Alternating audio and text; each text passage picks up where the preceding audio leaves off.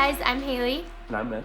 Welcome to my channel. Today we're going to be walking you through our houseplants and how many that we have, because I think we are up to about Almost 50. Yep. We're going to be walking you through our favorites, the tricky ones, the easy ones, Show you a few tips and tricks. And any of them that may be toxic to kids or pets, because we have a little guy running around, so we have to make sure that he can't get sick off of any of the ones that may be low to the ground. And by no means are we experts on this. We're just going to show you kind of what has been working for us and where each of ours are in our house, where the light hits, and how it kind of all works. We'll make sure to show you which ones are our favorites. Yep. Hope you guys enjoy. Okay, so starting at the front of the house, this is our entryway, which is right by the front door. We get amazing sunlight here in the morning, so we'll walk you through all of the plants that are over here. So our first plant is our parlor palm, and this is one of the first plants that we ever really got. We got it from the SILL. He can be temperamental, so just be aware that he does need some sunlight and do not overwater him.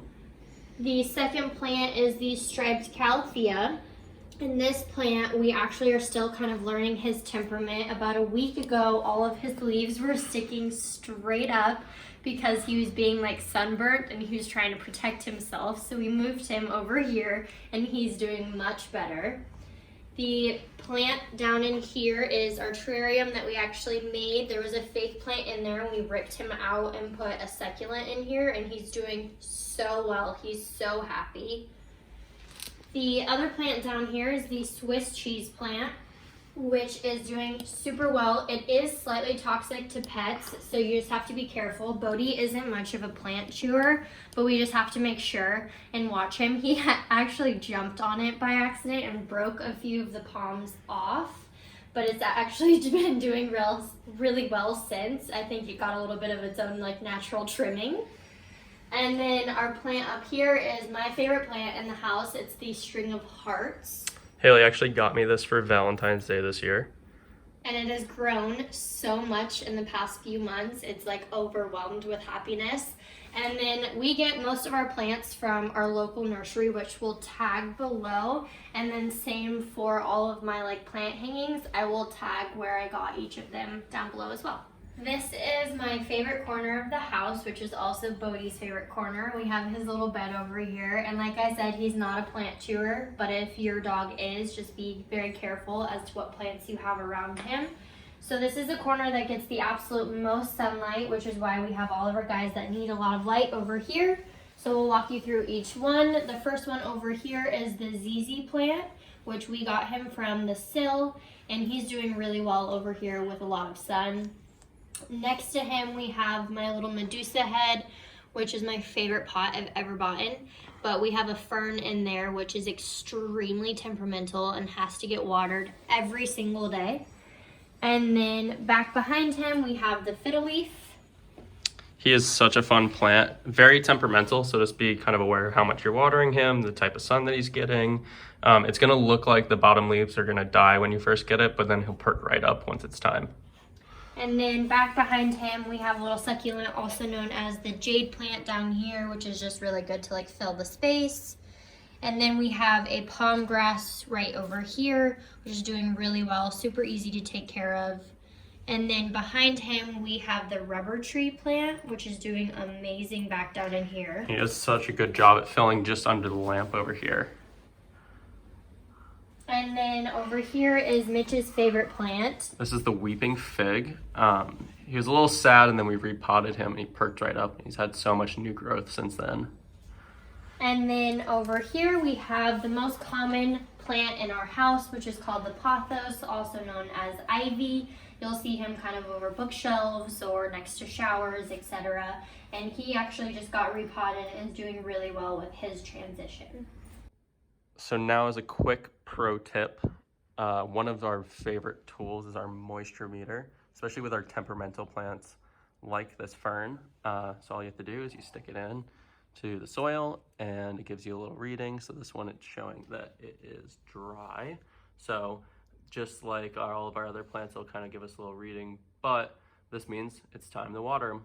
And over here, right next to the window, you'll see Bodhi's kind of section of his toys and his dog door, but we have a little plant tower here, which we got from Home Goods. And on the top of our plant tower is our false shamrock, which is this beautiful like purple color. They are very temperamental. In direct sunlight, they will actually burn. So we have him kind of hiding over here to get like that partial sun. And at night, all of these little leaves kind of fold into itself as like a, they go to sleep kind of thing.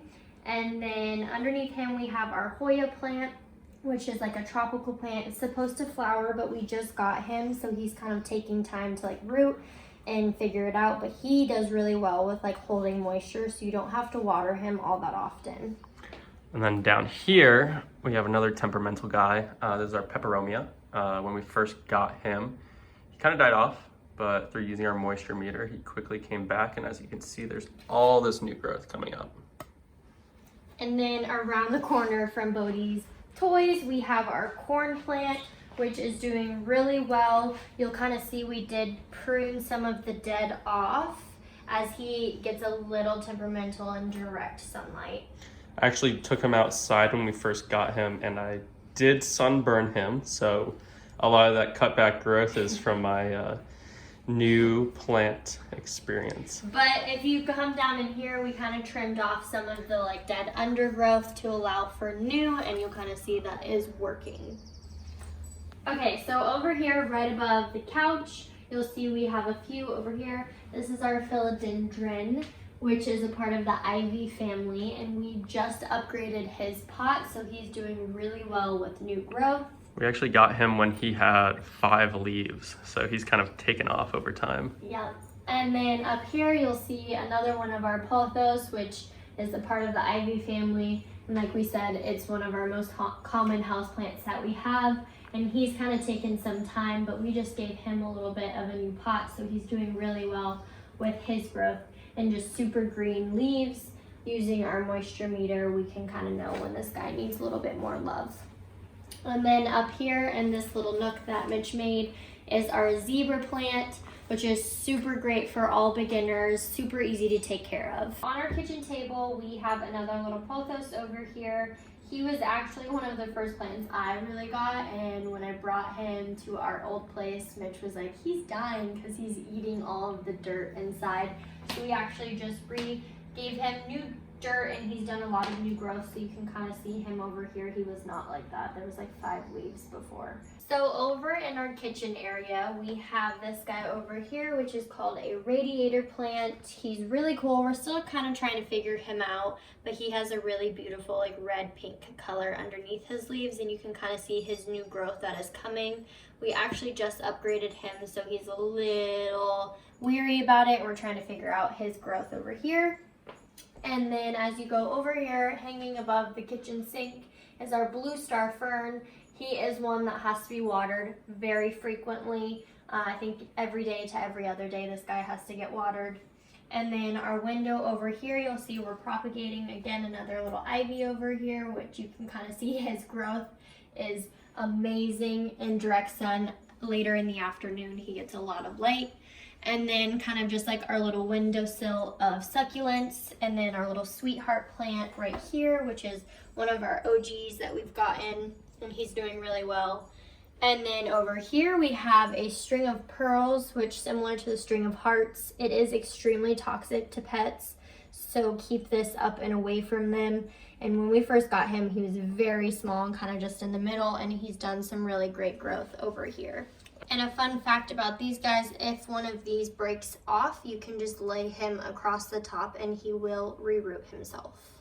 So this is our like laundry room, pantry, and we just put up these new shelves, and we have a snake plant over here, which is super easy to take care of. We got him when he was really, really small, and I want to say like this small, and he's done a lot of growth on his own.